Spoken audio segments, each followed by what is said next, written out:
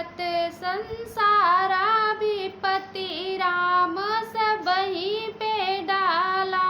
सारा जगत संसारा विपत्ति राम सबहि पे डाला।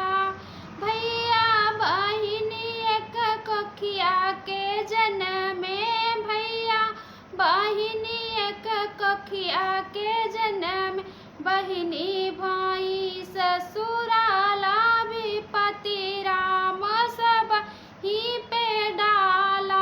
बहिनी भाई ससुराला विपत्ति राम सबहि पे डाला। सारा जगत संसारा विपत्ति राम सबहि पे डाला।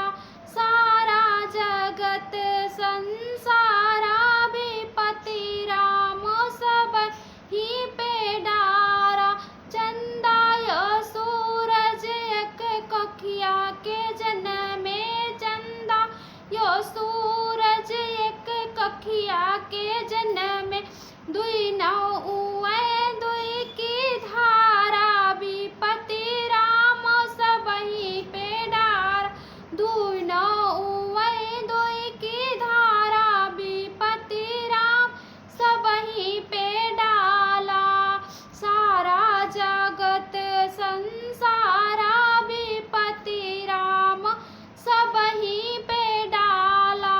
सारा जगत संसारा विपत्ति राम सबहि पे डाला।